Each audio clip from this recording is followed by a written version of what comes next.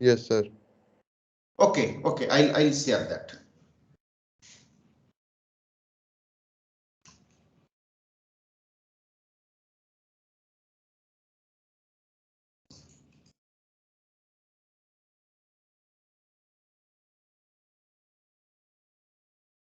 I think there is one file that I had shared with you toward the beginning of the classes. That is basically on lab worksheet. I'm basically just adding this data sheet to that data sheet, and I'm uploading that in the MS Team for, where should I put it? In the theory or lab? Let me put it in the lab team. Will that be okay? Yes, sir. Sure, sir.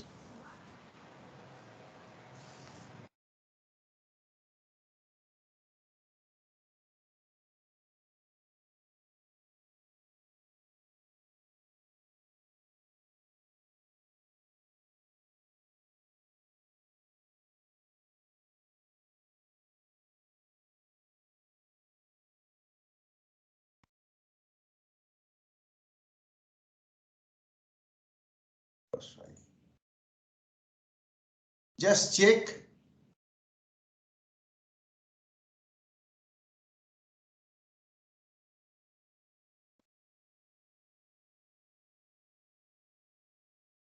Could you get it?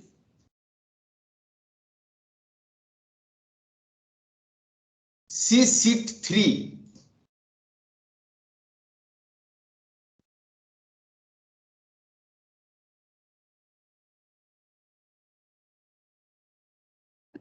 Yes, sir. Got it. Sir, Okay. but the data is like gibberish. It's all in hashes. You will have to expand the column size. I have already done. No? Yes, I Yes, sir. sir. think for me you can see it. Yes, sir. Okay, I'll just rename this. This is February 1.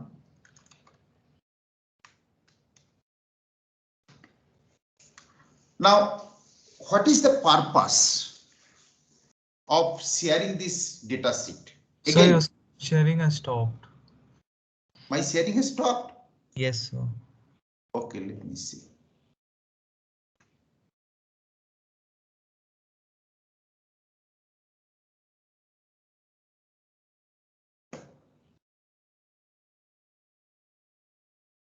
Is it okay now? Yes, sir, visible. Okay. So, what basically we are going to do with this data sheet? We are basically trying to understand some perspective of hypothesis testing. Now, if you can recall, when we started the discussion on econometric modeling, we discussed about 3 aspects that are very, very important in the context of understanding the relationships between 2 variables in case of a bivariate regression model, or among some variables in case of a multiple regression model. Now, what type of relationships we are talking about here? We are talking about 3 important aspects when we talk about the relationship between 2 variables, say X and Y. One, if there is any relationship between the 2 variables at all. So, existence of the relationship.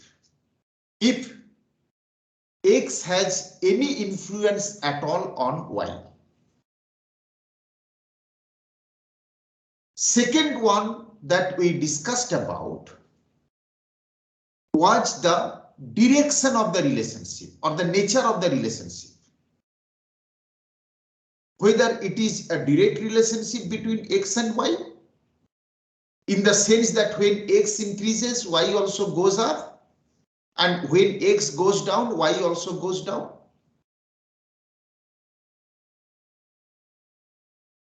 And the third one is basically the extent of the influence. Means if X is changed by 1 unit, to what extent Y will change. So after estimation of a model, we basically try to understand these three aspects: existence of relationship, nature of relationship, and extent of relationship.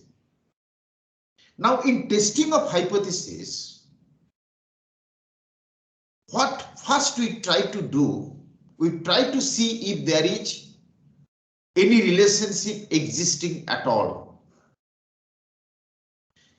We say if the null hypothesis is rejected, then there is a relationship between X and Y, means X has some influence on Y. Why? Because in null hypothesis, we specify that beta is equal to 0. So our null hypothesis is beta is equal to 0. And obviously, if this null hypothesis is rejected, we say X has some influence on Y. On the other hand, if we fail to reject the null, then we say that there is no significant influence of X on Y.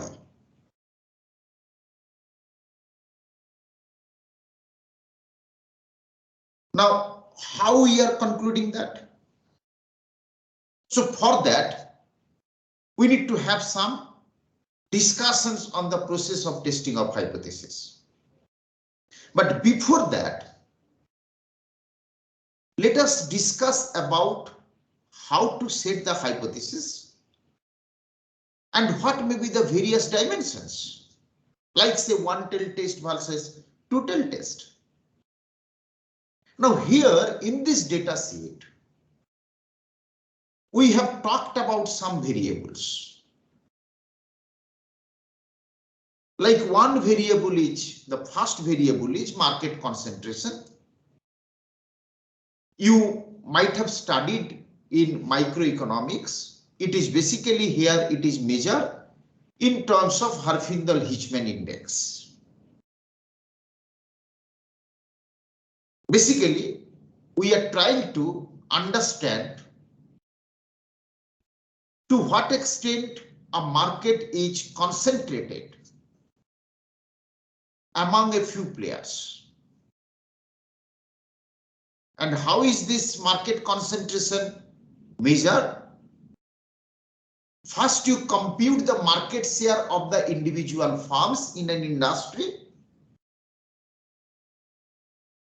Then you square it. And then you sum it up. That will give you the Herfindahl-Hirschman index. It is also known as HHI, Herfindahl-Hirschman index of market concentration. Just one small example. Suppose in an industry there are 4 firms. So one firm is having sales value 120, another say 150, say 350, and say 225.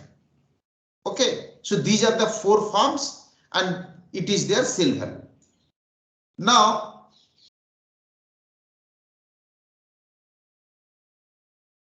what would be market share? So basically we need to sum it.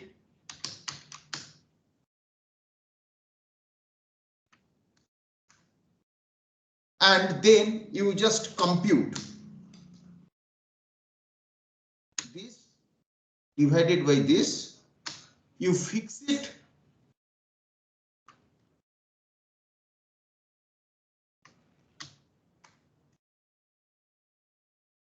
Okay. And then you square it up.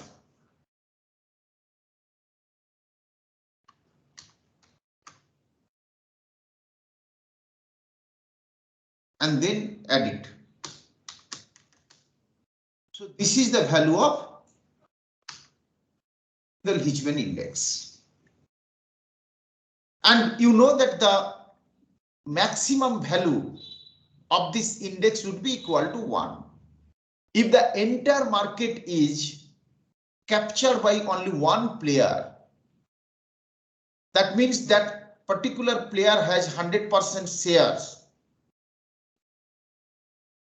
And hence the Harfinkel-Hilchman index value would be equal to 1. And as the extent of competition goes up, means the degree of concentration in the market as it goes down, then this Harfinkel-Hilchman index value will approach toward 0. So this is market concentration. Then this is distribution. Excuse and me, marketing. sir. Yes. Sir, can you repeat once more? I just lost my net, so I got out of This the is meeting. basically sales. Okay. Sales value of the 4 farms. So this is farm. There are 4 farms in the industry. Farm 1, 2, 3, 4. Okay, these are the 4 farms in the industry.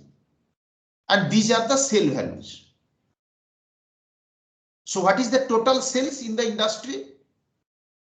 The sum sales value of individual farms. So this is basically industry sales 485. Then what we need to do? We need to compute the market share of each of the farms. So sales value of farm 1 divided by total industry sales. Similarly, sale value of farm 2 divided by total industry sales. So sales revenue of each of the individual farms that is to be divided by total industry sale, then we will get market share of the individual farms. Then what we need to do? We need to square. And then we need to add. Why squaring? There is an interpretation. The interpretation is when we square the market share, then basically we are giving higher weightage to the farm that is having larger share in the market. Market share square means what? Market share into market share. And sum of market share, if you just add it, this sum of market share would be equal to unity. You see, sum of market share would be equal to unity. So what basically we are doing? Market share into market share for each of the farms divided by total market share of all the farms, which is nothing but unity. That means this Harfinkel index, Harfinkel-Hilchman index is an weighted average of market share. So what we are doing? We are computing market share of the individual farms. Then we are squaring them and then adding them up. And this is the value of the Harfinkel-Hilchman index, HHI. And the maximum value of this index is equal to unity, because when the entire market is controlled by only one farm, then the value of this index would be equal to unity. And if the extent of competition in the market goes up, and subsequently if the concentration in the market goes down, then value of this Harfinkel-Hilchman index will approach to 0. Okay, so the value of the Harfinkel-Hilchman index basically lies in between 0 and unity. Then what is the second variable?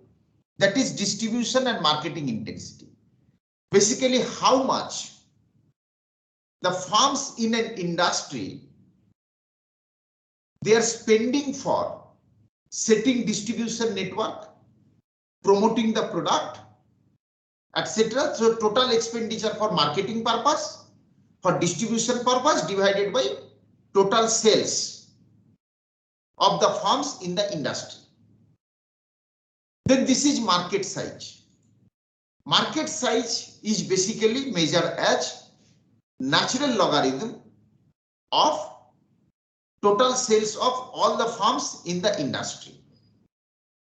Then FTP, foreign technology purchase intensity. You see FTP. Again, it is basically expenditure on foreign technology, means purchasing foreign technology divided by total sales. This is vertical integration. This vertical integration is measured as value added divided by value of output. Advertising intensity. Advertising expenditure divided by sales. R&D.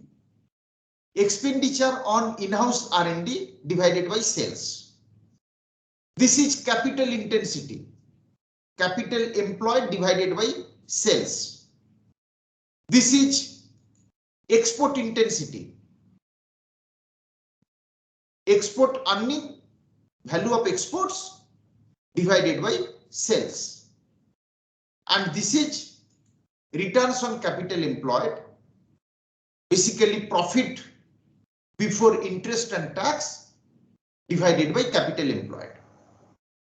So what I can do, just quickly, I can add one more column here for your better understanding how to basically measure this variable.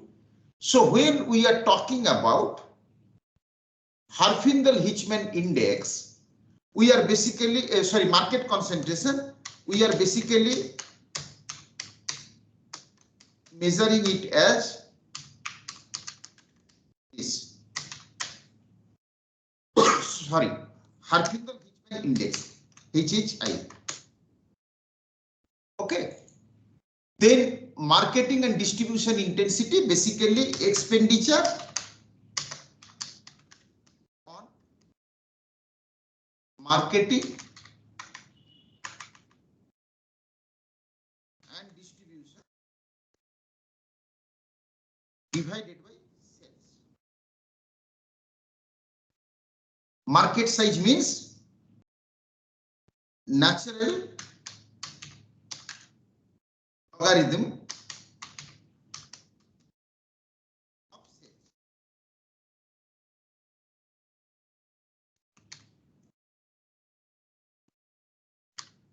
Okay. Then foreign technology purchase intensity means expenditure on purchase of foreign technology divided by sales.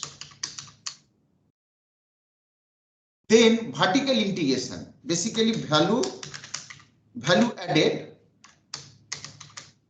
divided by value of output.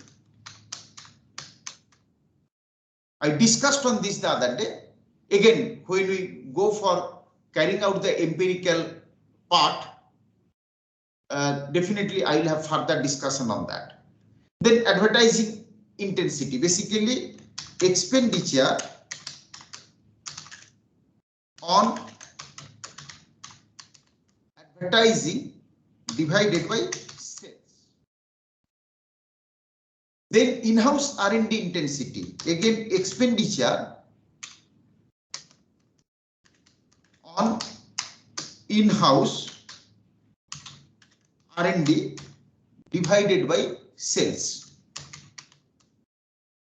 Capital intensity ratio means capital employed divided by sales. Export intensity, export value of exports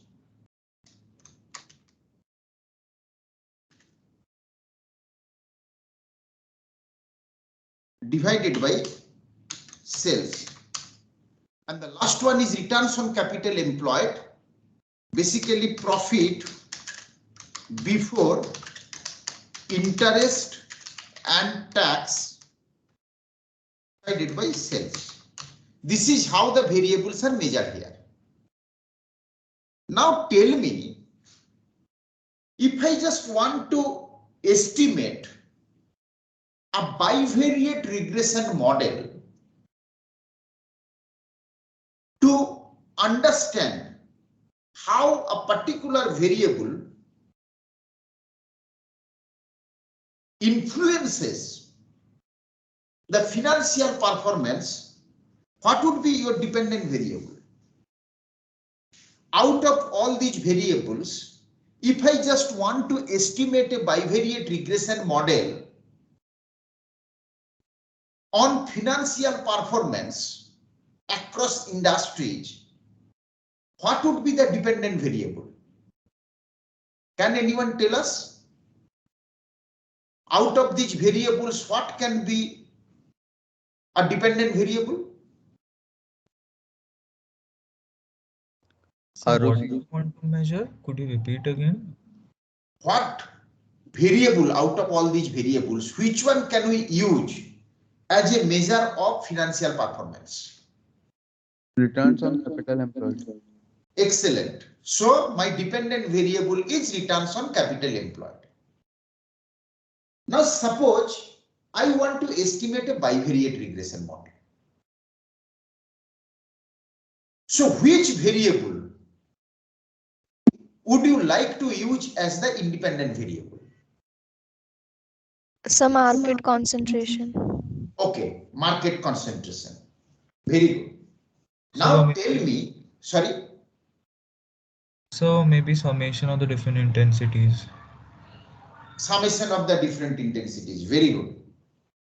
So summation of all the expenditures. There are. Very good. So there are various possibilities, right? We can define the model, the independent variable. We can include either as market concentration, as somebody pointed out, or summation of different types of expenditures, etc. So there are different ways we can specify the function that we would like to estimate.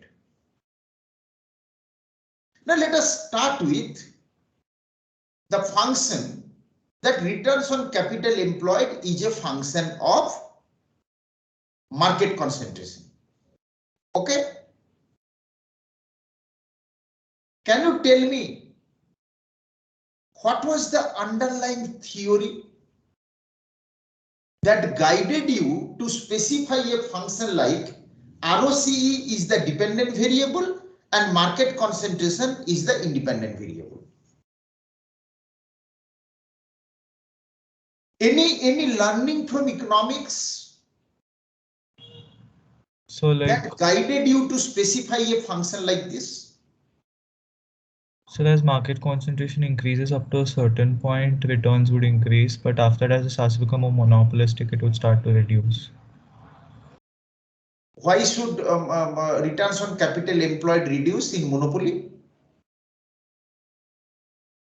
So like inefficiencies creep in because of lack of competition, the firms don't utilize the things to the Very max. good, very good.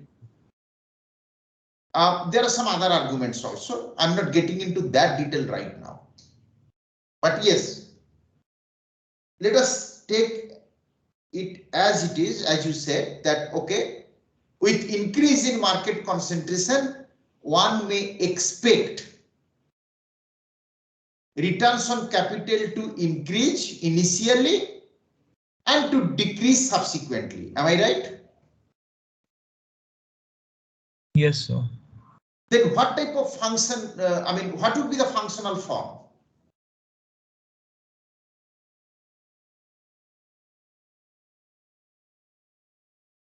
Will it be strictly linear? Sir, it will be a quadratic function. Right, provided what you said, that is valid. Now, if that is theoretically justified, then ideally I should specify a quadratic function with returns on capital employed being the dependent variable and the independent variable being market concentration and market concentration square. So my function here is yi is equal to alpha plus beta 1 x plus beta 2 x square plus ui. Excellent. And what do you assume? What do you assume? You basically assume that with increase in market concentration, our returns on capital employed will increase, but it will increase at a decreasing rate. Then only there would be a peak and subsequently it will decrease, no? So how do you set the hypothesis there? The hypothesis should be that beta 1 is positive and beta 2 is negative, isn't it? Beta 2 is basically the coefficient of the square term. Am I right?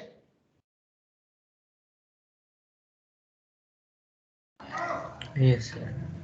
Now, when you are doing this, you are basically going for what? One tail test. Why? Because here your null hypothesis is beta 1 is equal to 0. Beta 2 is also equal to 0. And alternative hypothesis is beta 1 positive, beta 2 negative.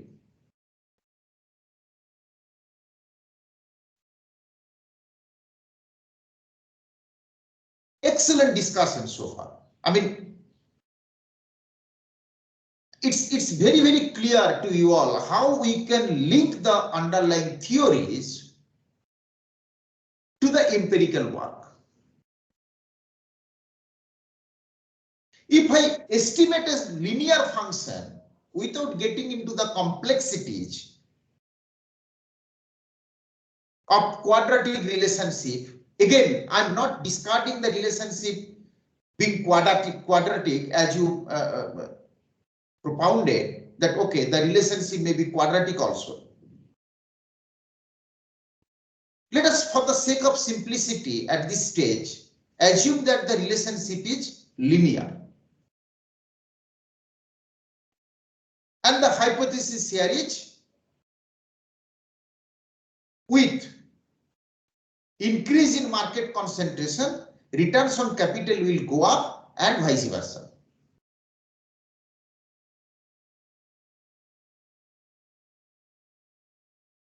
Then my null hypothesis is beta is equal to 0. Alternative hypothesis is beta is positive. In earlier case, there were two slope coefficients, beta 1 and beta 2, because it was a quadratic function. So there were two variables, xi and xi square. For beta 1, the alternative hypothesis was positive, for beta 2, it was negative. Because you assume the relationship to be quadratic and it was like with increase in market concentration, returns on capital employed will increase, but at a decreasing rate.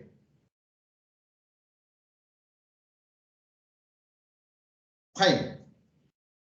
Now let us get back to some other variables that some of you pointed out. Let us say advertising expenditure versus returns on capital employed. So returns on capital employed is the dependent variable and advertising expenditure or advertising intensity is the independent variable.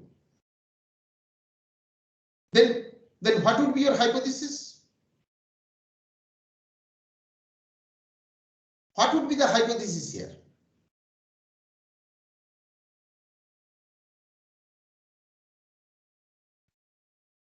Hello? Sir, No, it might sir, be. the null hypothesis will be like beta is equal to 0, Right, and alternative hypothesis will be beta is positive.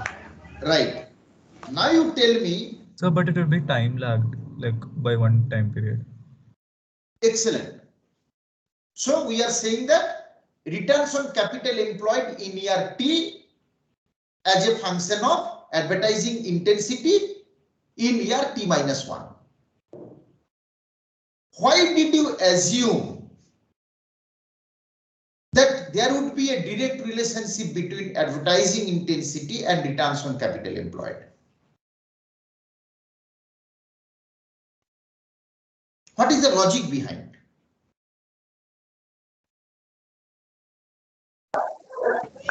Sir, by advertising, Sorry? Rishabh, you sir. No, what I'm saying, Sir, if we increase the advertising intensity, then it will impact the sales of the company and therefore the returns on the capital employed. how will it impact the sales? You are right. In a positive manner.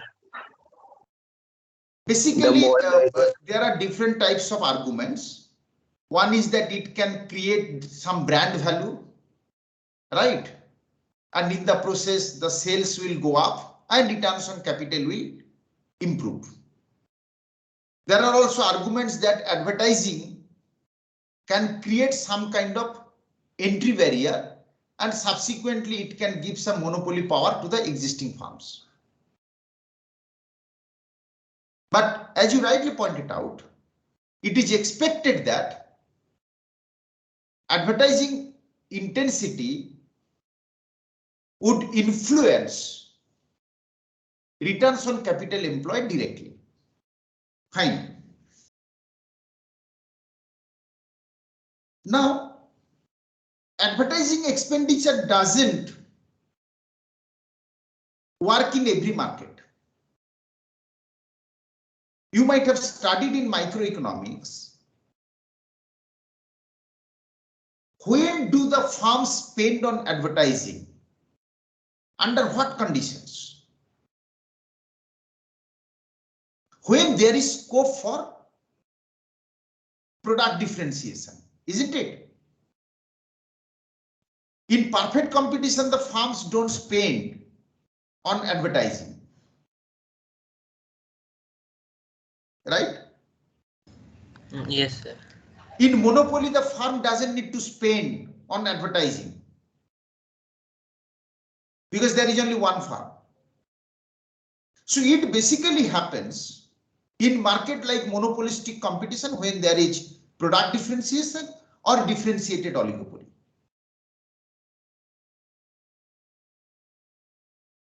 So when we link advertising intensity to returns on capital employed,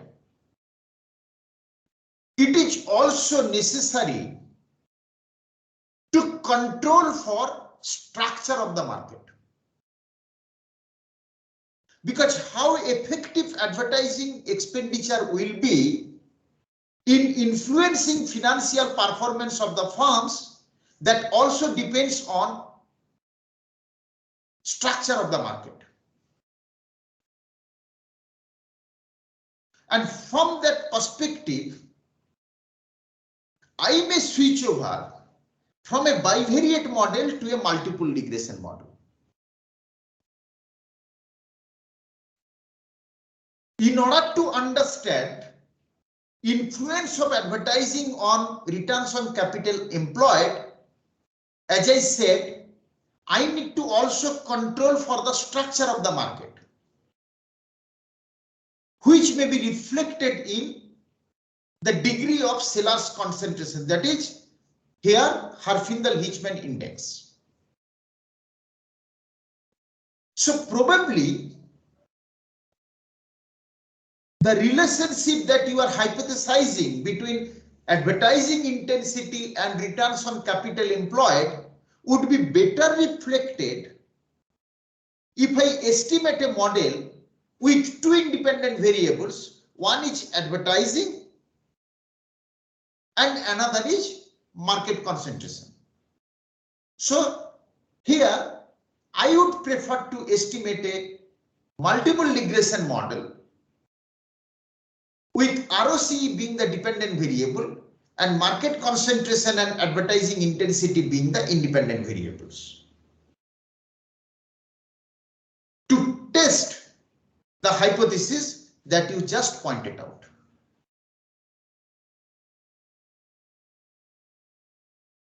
Okay.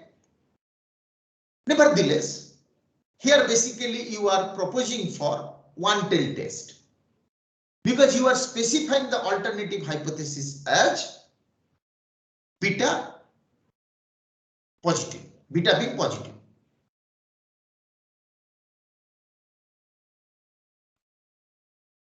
Fine. Let me now just change the model. I would now like to know what factor or factors motivate firms to spend on advertising. I would like to know what are the factors that influence firms' advertising decisions or firms' advertising efforts. I want to estimate a model for this. So obviously my dependent variable would be what? Advertising intensity. What independent variable would you like to add in such case? What would be the independent variable or the independent variables? Okay, One of them will be a bivariate model. Let us start with a bivariate model. So what independent variable would you like to add? Dependent variable is now advertising. Research and development, so like they'll create newer products which they'll want to advertise in. Okay, very good. So you are saying that research and development efforts would be the independent variable. Am I right? Yes, sir. So what would be your hypothesis? The null hypothesis will be beta is equal to 0, whereas the alternative hypothesis will be beta is positive. Why? What is the logic? So like the more the firm spends on research and development, the more newer and better products they'll come up with. So they will want to advertise and let the customers know about the same to gain that leverage in the market. Very good. So basically, you are hypothesizing that the firms will advertise to disseminate the information on innovation. Am I right? Yes, sir. Basically, to reach the consumers with new products or new processes, whatever. So here you are saying that there is complementarity between R&D and advertising. Am I right? So is Yes, sir.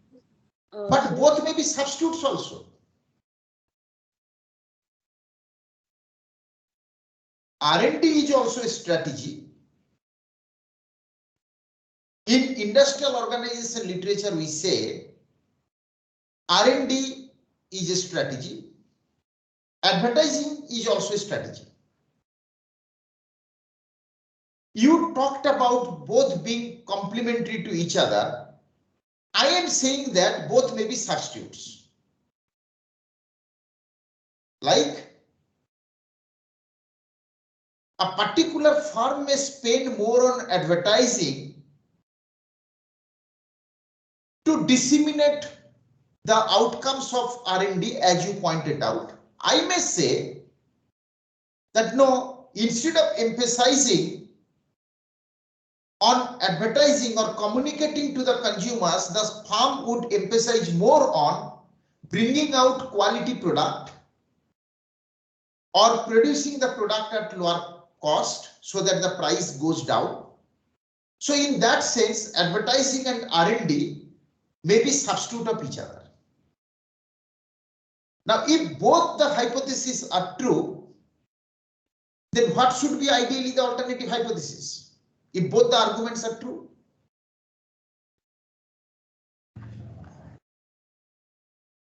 Shouldn't I write beta less than equal to 0? Not equal to 0? Yes, sir. That means what? How you are setting the alternative hypothesis, that depends how you are linking it to the underlying theories. If you go only with the complementarity between the two, then obviously you will set the alternative hypothesis as beta positive and you will go for one-tail test. If you bring in both the perspectives, no, there is a possibility of complementarity, there is a possibility of substitutability. So the alternative hypothesis should be beta not equal to 0. Then I will basically go for two-tail test. Because I am not sure whether I will get a positive relationship or an inverse relationship between the two. Because theoretically, there is a possibility of substitutability, there is a possibility of complementarity. Same may be true if I just want to see the relationship between in-house R&D and foreign technology purchase. Suppose I am running or I am estimating a regression model with in-house R&D as the dependent variable and foreign technology purchase as the independent variable, then there is a possibility of substitutability between the two. There is also a possibility of complementarity between the two. How? It is possible that when the firms spend more on buying foreign technology, they will reduce their expenditure on in-house R&D. Because instead of developing some technology on their own, the firms are basically sourcing the technology from some other firms. From that perspective, there is a substitutability between FTP and R&D. On the other hand, it is quite possible that in order to carry out R&D in the lab, you need to buy some foreign technology. In order to carry out some experiment, you may require some sophisticated equipments, some sophisticated machines, some raw materials, etc. And from that perspective, there may be a complementarity between FTP and R&D. And if I estimate a regression model like this, I will basically go for a two-tailed test, because here my null hypothesis is beta equal to 0 and the alternative hypothesis is beta not equal to 0. Because there is a possibility of substitutability, also there is a possibility of complementarity between the two. Another example. Excuse me, sir. Yes. Sir, so if like we are making like a multi-variable model where the independent variables are FTP and R&D, so then as they are also complementary to one another, so will it be like because of this complementary or substitute nature, one will have a negative coefficient and other can have a positive one? It is possible. It is possible. Just I'll show you. Very interesting question actually. I'm just deviating a bit from this discussion. Very important question. Also, sir, if we take advertising intensity and return on capital employed, Right. both as independent variable, then will it be like multiple linearity? I'm just getting into that. Though this is basically a discussion of multiple regression model. But because you have raised this question, I'm just getting into that. Okay. And then we'll get back to this discussion again. But Yes. very important questions by both of you. And that's why I'm just getting back to multiple regression analysis.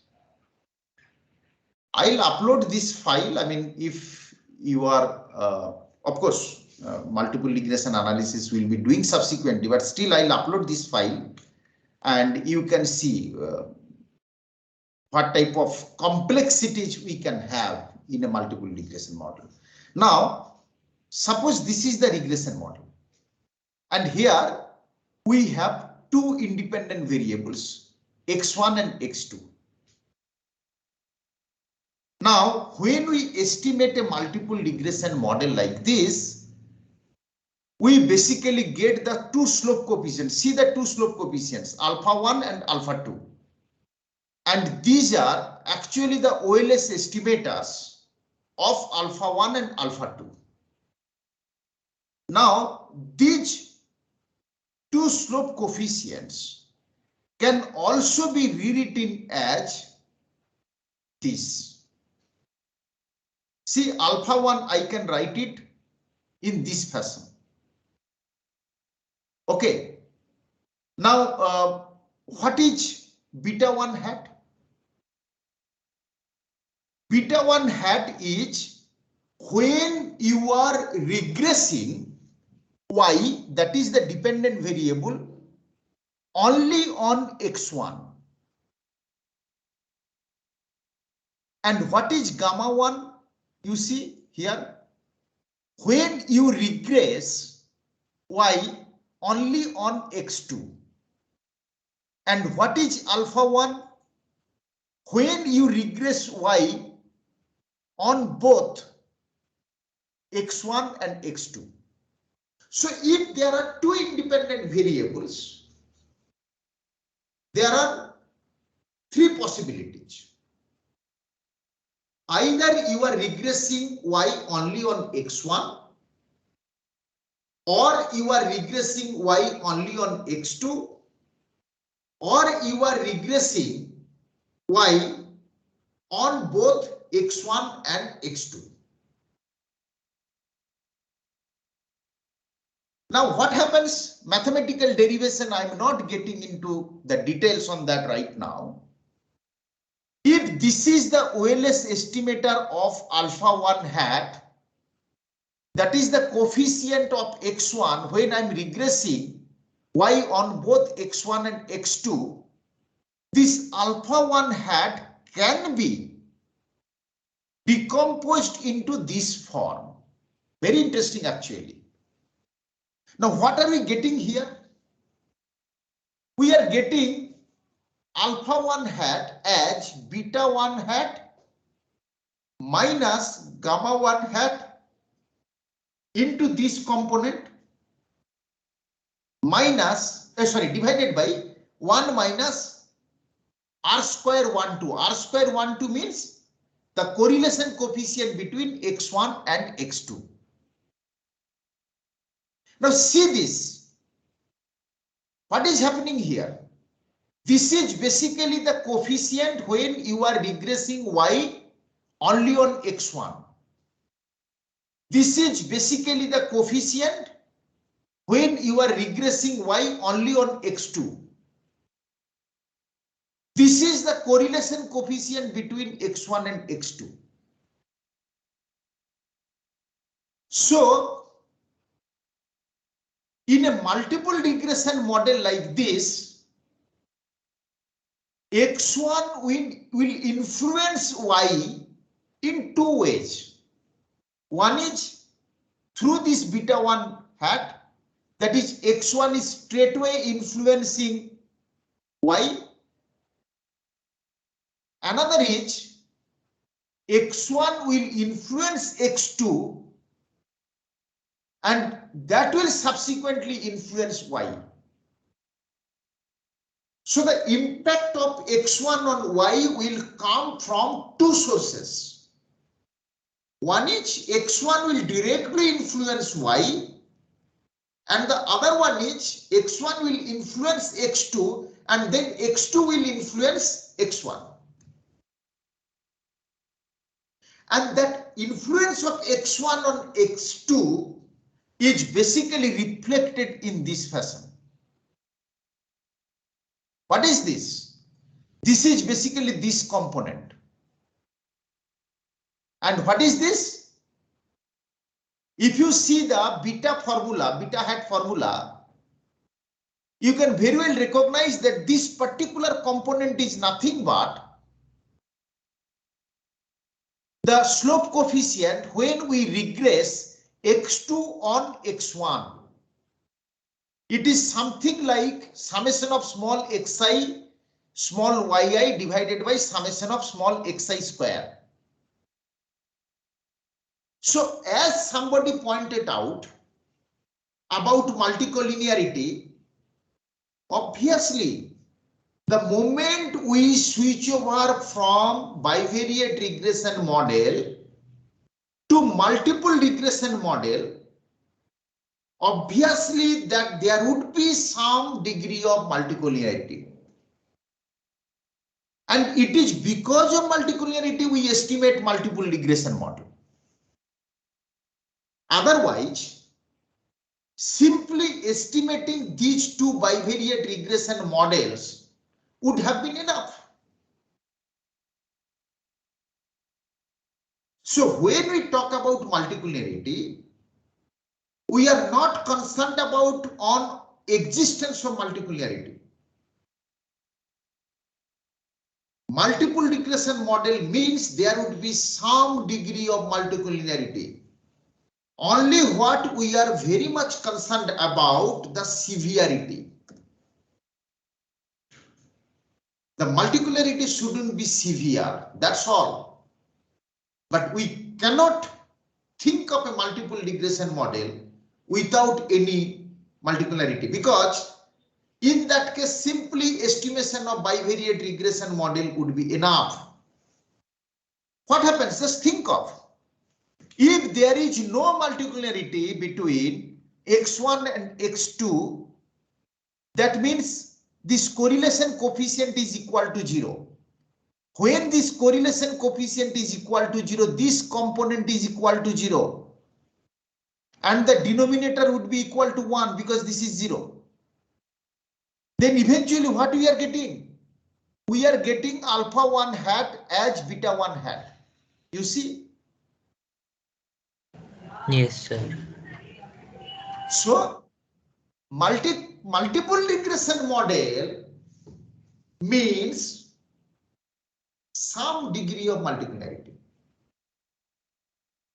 If there is no multipolarity, then simply estimating these bivariate models, individual bivariate models would be enough. What additional you are capturing, additional aspect of the relationship you are capturing by estimating a multiple regression model? That is basically the indirect impact. What is that? When there is a change in X1, there would be a change in X2. So X1 is influencing Y in two ways.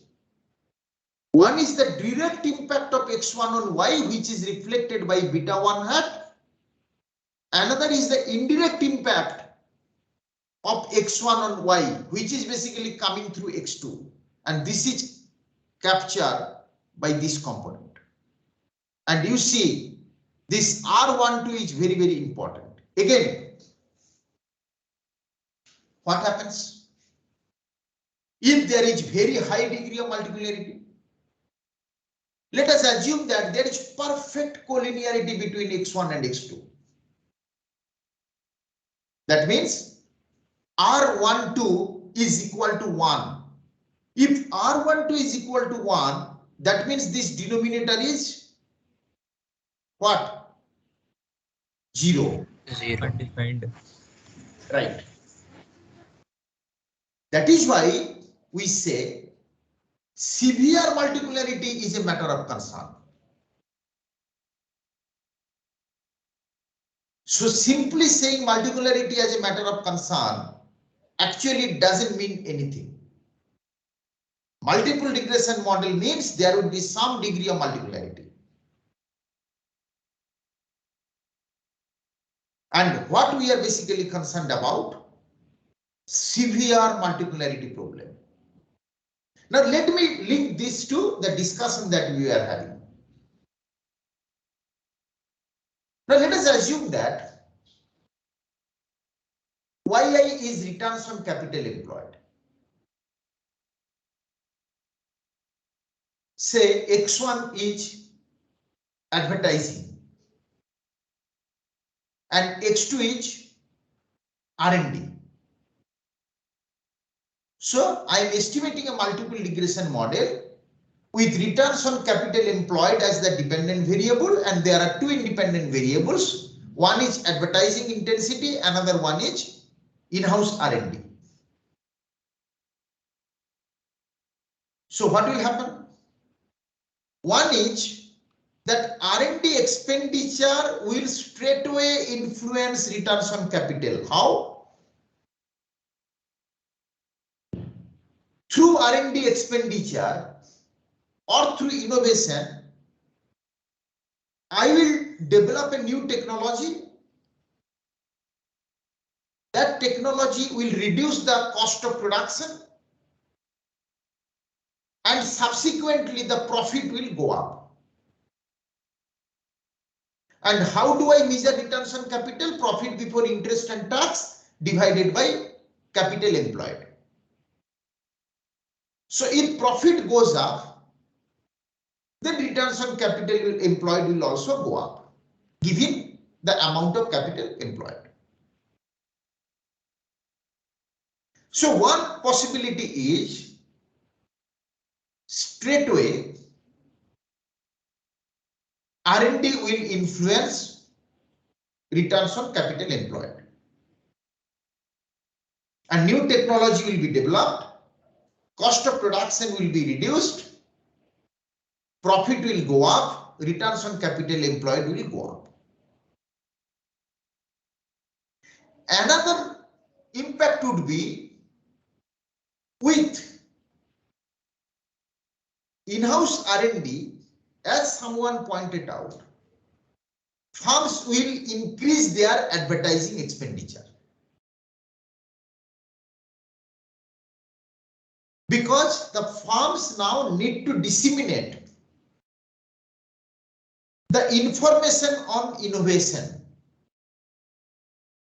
to widen the customer base.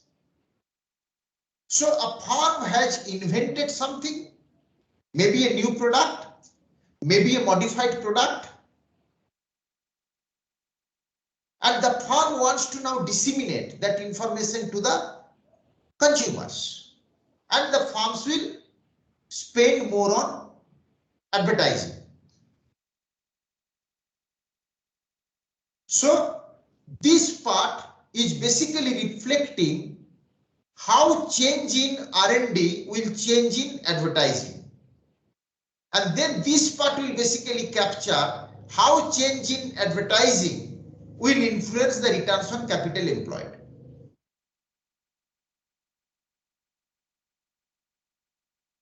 So one is the direct impact from R&D to returns on capital employed. Another is R&D to advertising to returns on capital employed.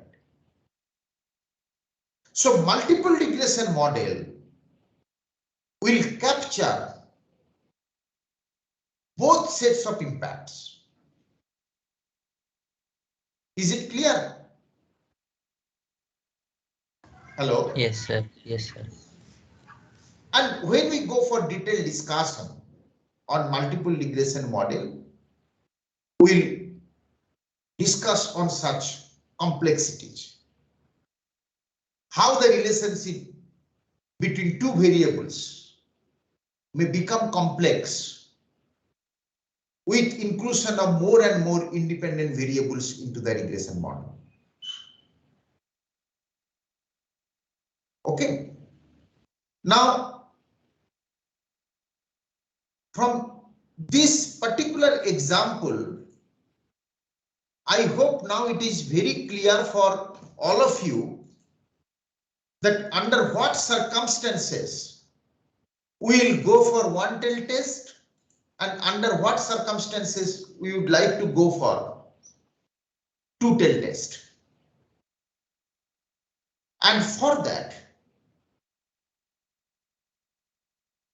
using the theoretical understanding would be very, very important. So, two important things so far we discussed. In this particular example, one is setting the hypothesis based on the underlying theories in respect of whether we should go for one tail test or two tail test. And another important dimension someone brought in is basically linear versus nonlinear relationships.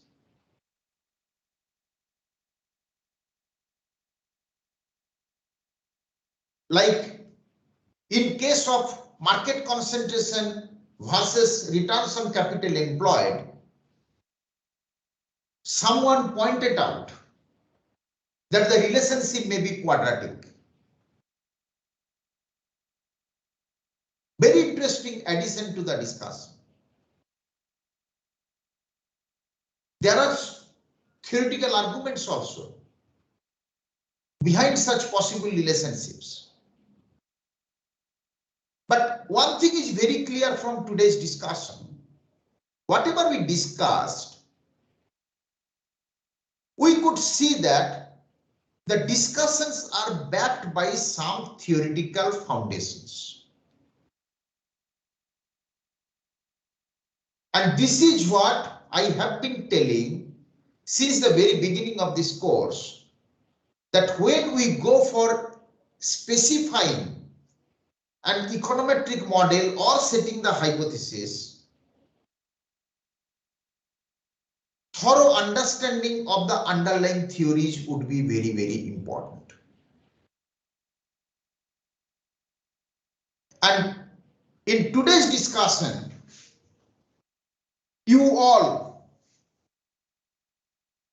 talked about setting the hypothesis based on your understanding of the underlying theories. And accordingly, we can decide whether we should go for one tail test or two tail test, because what alternative hypothesis we are talking about, that will eventually guide whether we should go for one tail test or two tail test. Now, in this connection, I would like to bring in one more dimension that some of you pointed out. All these expenditures should be summed up, or all the intensities should be added. Some of you pointed out. I'm not discarding that argument at this stage, but I would like to know from you all, why did you think in that way? That the variables should be added up?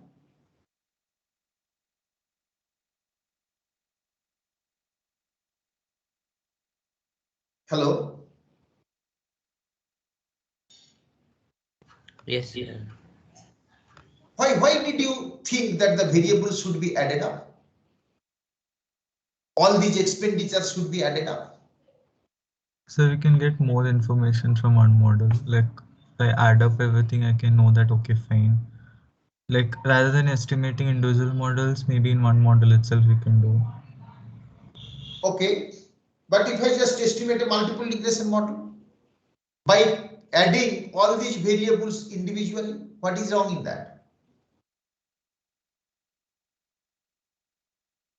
Like we can use it as it gives a weightage, different weightage, like kind of thing, and like it will average out on like. So basically you are talking about forming an index, Yes, sir, kind of. right? Again, I'm not discarding what you all said. In many sorry, in many cases people do some such indexing. I don't know if you have heard of a particular technique that is called principal component analysis. Have you heard of that? No, sir. No, sir.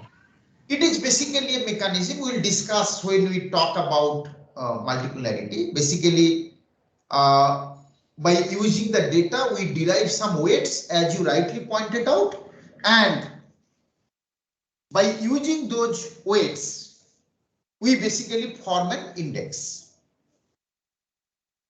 What is an index? An index is basically a weighted average, isn't it? Yes, sir. Right, that we can do. In fact, as I said, I'll show you some studies where we can make use of some such approaches, like forming an index of the variables. But tell me what is wrong if I just add all these variables individually and estimate a multiple regression model? Sir, multicollinearity, like they might be interrelated in themselves. But as I said, existence of multipolarity is not an issue. Issue is the severity.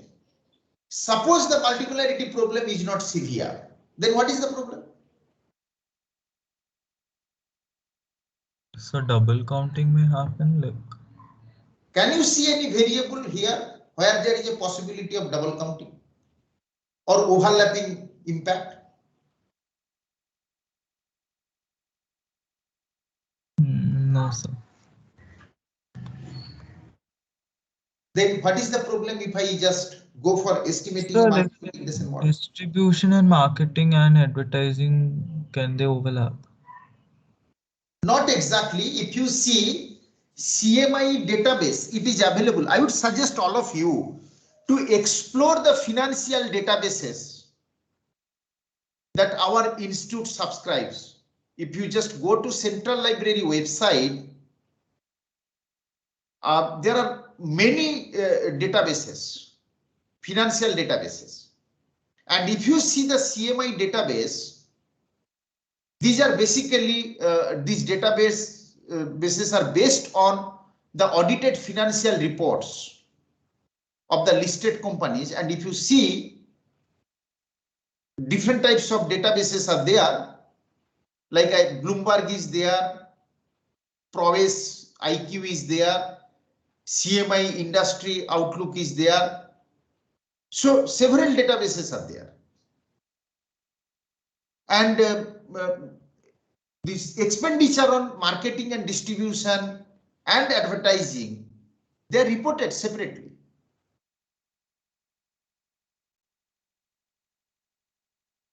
They are reported separately. I'll just show you some such databases after this discussion. But tell me, isn't it an option to include all these variables individually and estimate a multiple regression model?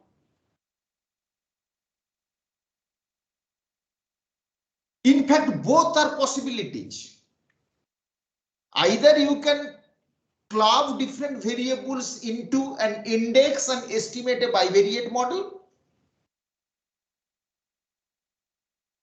or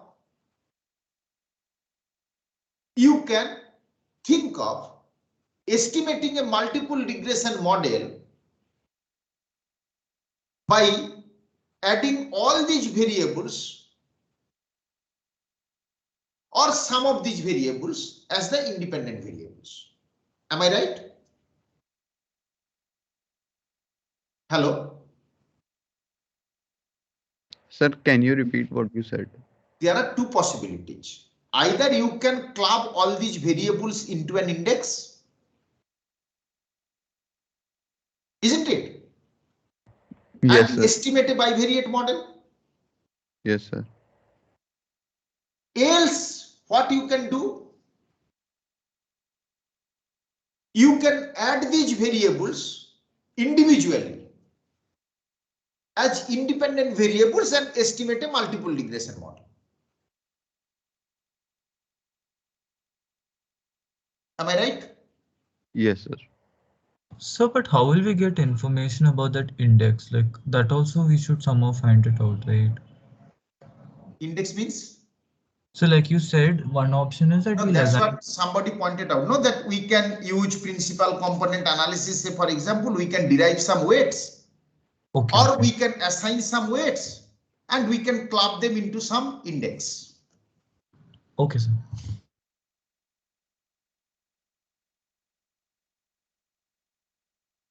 Just we are thinking of two possibilities. Now, if it was so straightforward to club the variables into an index and estimate a bivariate model, then there is no point of emphasizing so much on multiple regression models. Every time we would have combined the variables into an index and we could have gone for estimating a multiple regression model. Sorry. The problem with some such approach is that we lose information. When we club different variables into a single measure, there is a possibility of loss of information. Just think of this particular problem from the perspective of a firm. Suppose the firm needs to decide the strategies to enhance financial performance.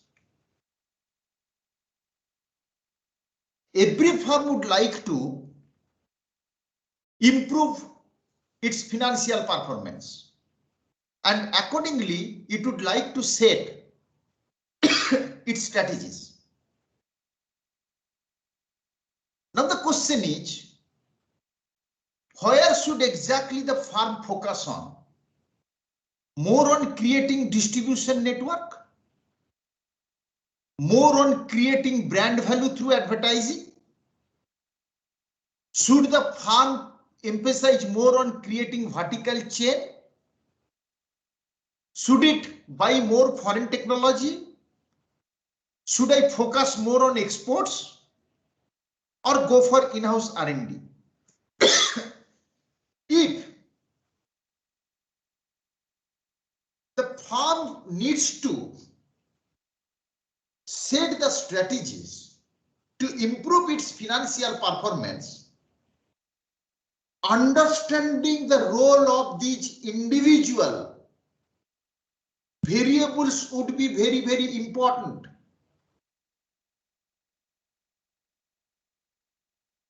So simply forming an index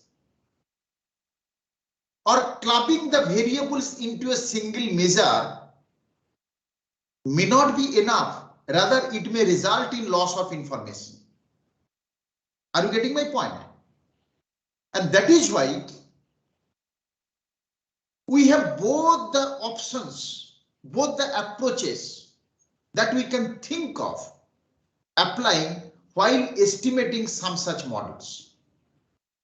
Sometimes we combine different variables into a single measure and going for estimating a model. Sometimes we also estimate multiple regression models. I gave one example in one of the classes. Suppose the government wants to improve agricultural production. So there are various policy measures, possible policy measures. The government can focus on expanding irrigation network, giving more subsidy on fertilizers, providing high-yielding variety seeds to the farmers. So there are alternative policy options. What should the government focus on? How to prioritize the policies?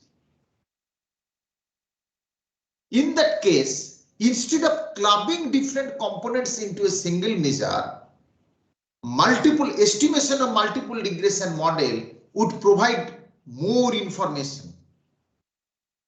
And I repeat, presence of multipolarity is not an issue. In every multiple regression model, there would be some degree of multipolarity, at least. If there is no multipolarity, then estimation of multiple regression model doesn't make any sense. Simply estimation of individual bivariate regression models would be enough. So we are not concerned about presence of the problem of multipolarity. Rather, we are concerned about the severity of the problem of multipolarity. So in subsequent discussions, you will see we'll go for estimation of multiple regression model by adding these variables individually instead of straightaway clubbing them into one measure. Because in that case, we will lose information on the potential role of the individual variables. Is it clear?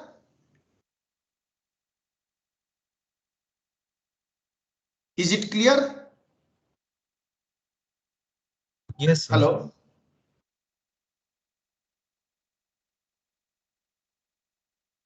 Hello? Yes, sir. Okay, thank you. Now, what I'll do, I'll basically switch over to testing of hypothesis. Okay.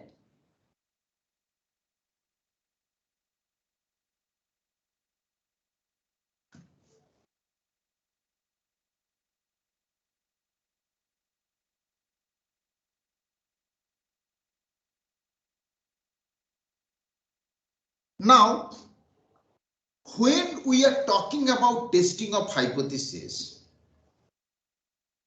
we need to see it from two perspectives. One is for the overall model and another is for the individual coefficients.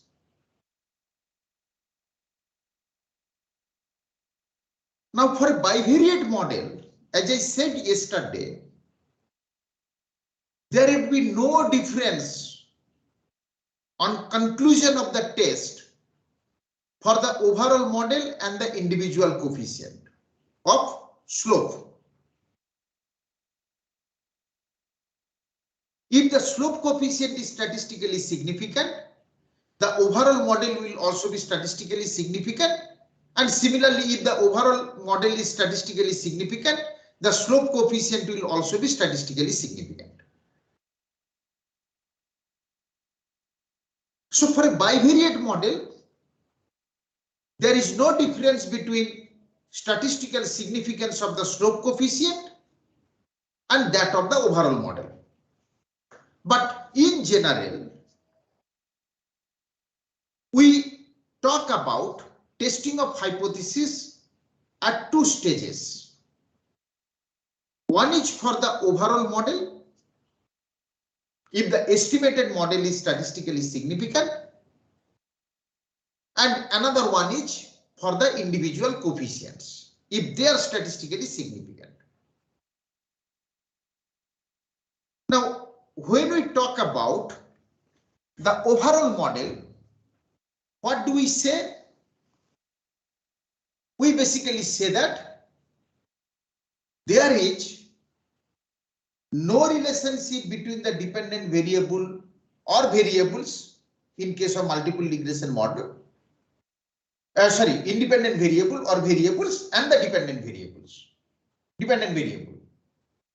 So there is no relationship between, say, y, the dependent variable, and x, the independent variable, or say x1, x2, x3, xk, that is the independent variables for a multiple regression model. So if there are k number of independent variables, then when we go for testing,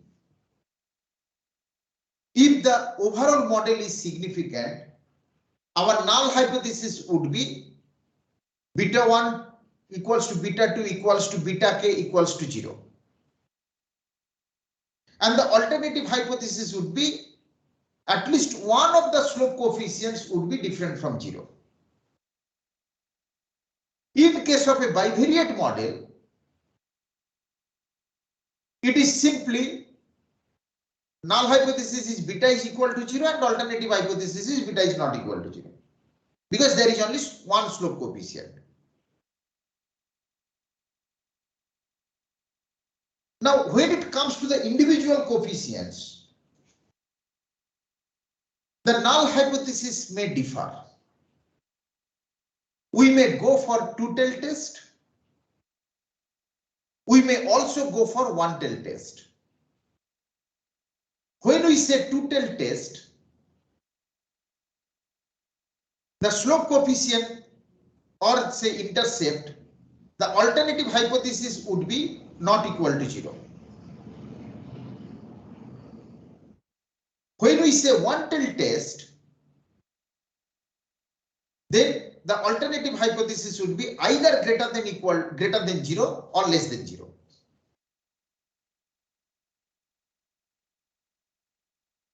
So testing of hypothesis would be carried out at two stages.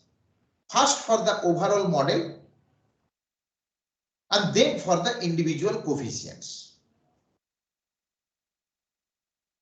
Now, what we do to test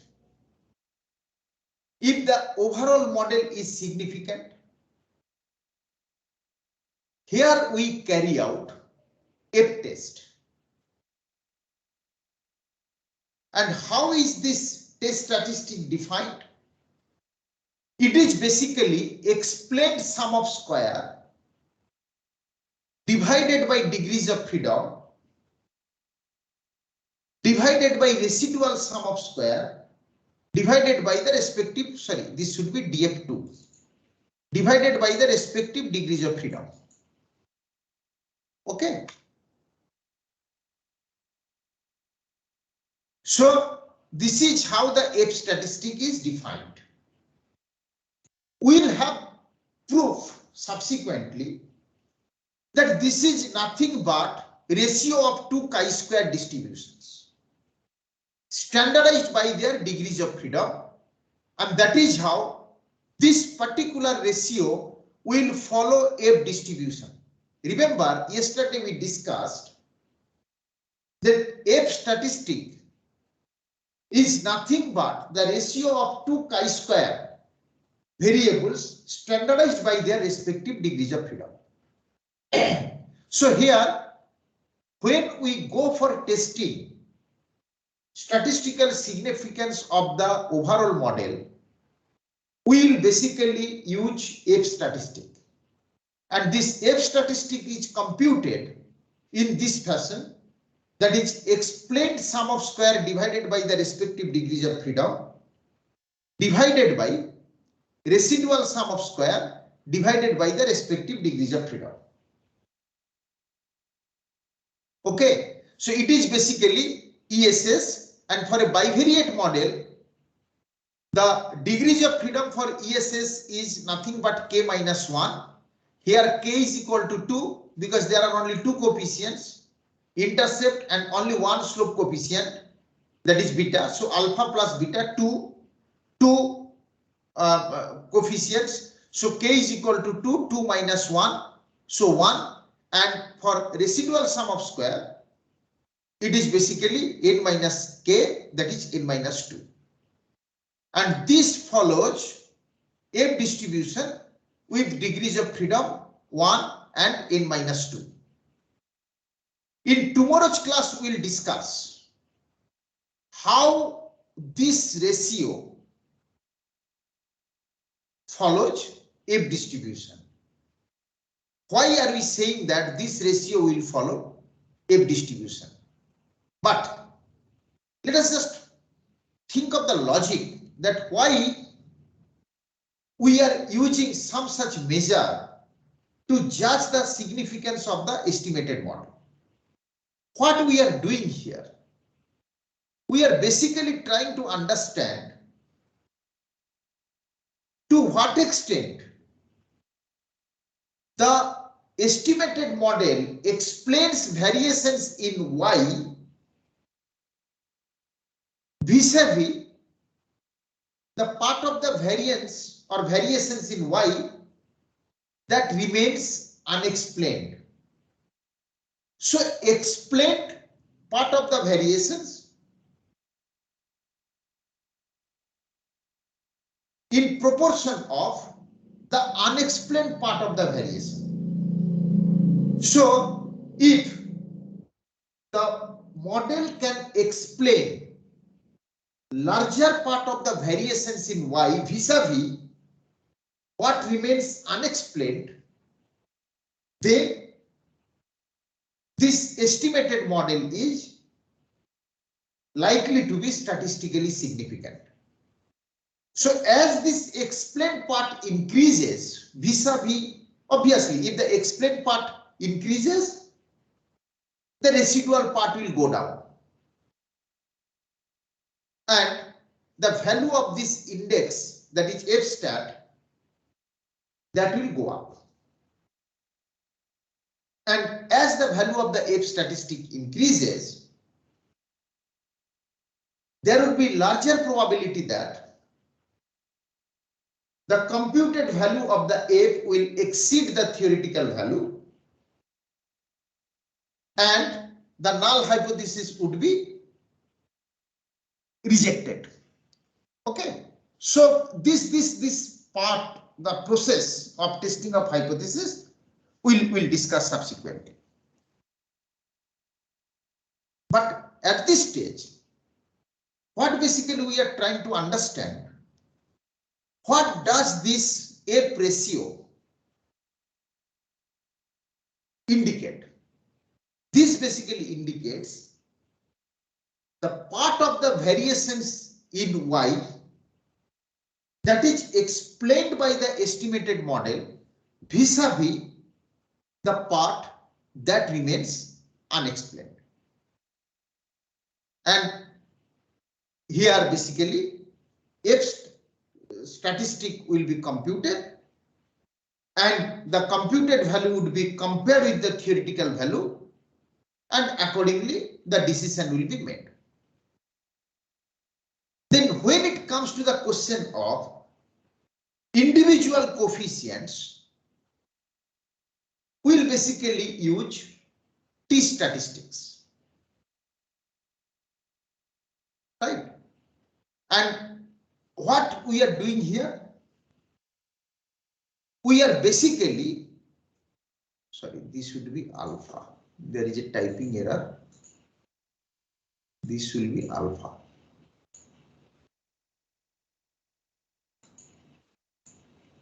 So what basically we are doing, we are standardizing the beta coefficient.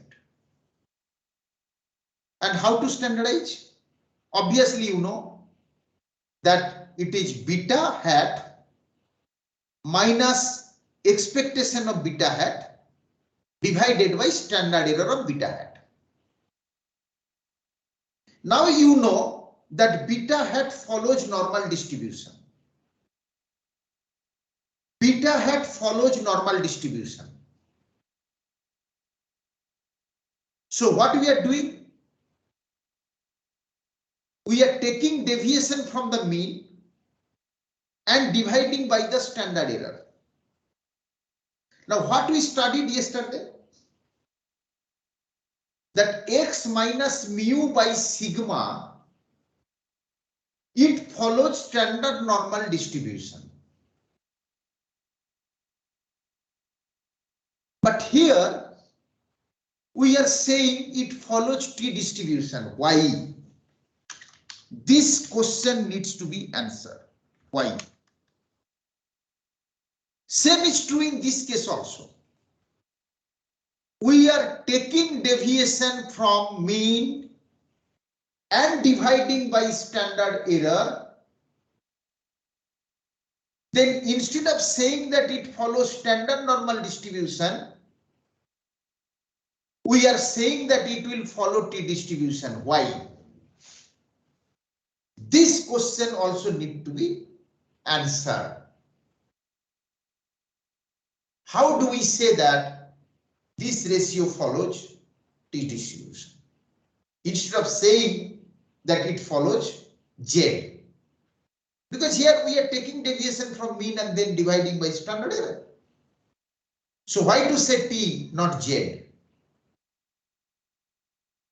Second important aspect here, if you see, that if beta hat is an unbiased estimator of beta, then expectation of beta hat would be equal to beta.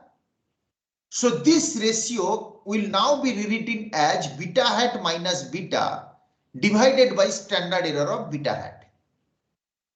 Now, as per the null hypothesis, beta is equal to 0. That is the hypothesis that we are testing for. So, eventually this ratio is converted into beta hat divided by standard error of beta hat. So, to test for statistical significance of the slope coefficient beta, will basically compute this T statistic, which is eventually beta hat divided by standard error of beta hat. Similarly, for intercept also we will compute the respective T statistic, which will be alpha hat divided by standard error of alpha hat. And in either case, the test statistics will follow T distribution.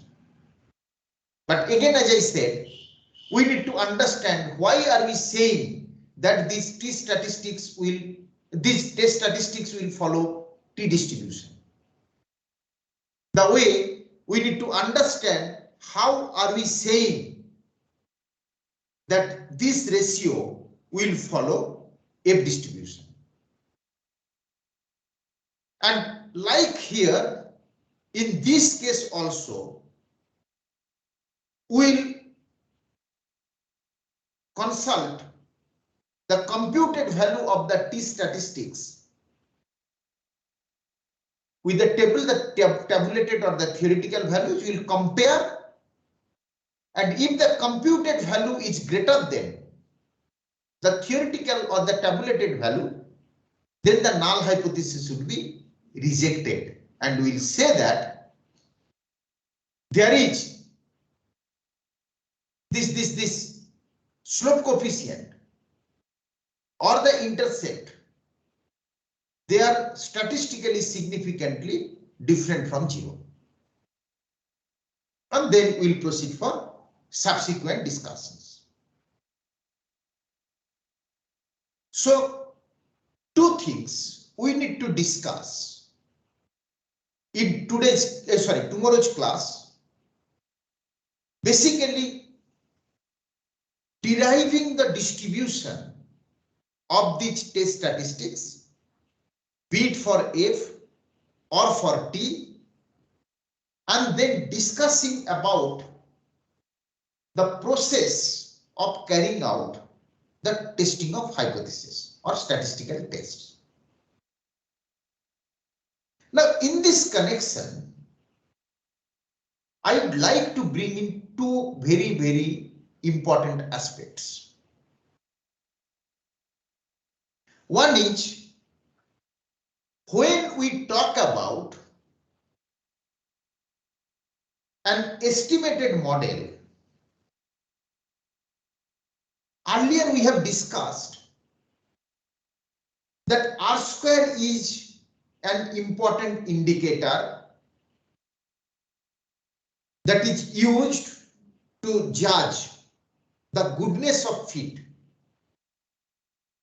because R square value indicates to what proportion of variations in Y is explained by the estimated model. So conventionally, R square is treated as a very important indicator of goodness of fit of an estimated model. But question here is, how this F statistic is related to the R square value. That also we need to discuss. How this F statistic is related to the R square value. Is it necessary that if this F is statistically significant, R square value will be very high?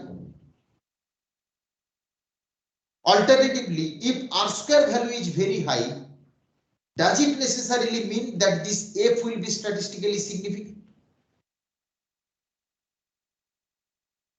Obviously, there is a relationship between R square and F. How do we compute R square value? It is basically explained sum of square divided by total sum of square. And how do we compute the F statistic?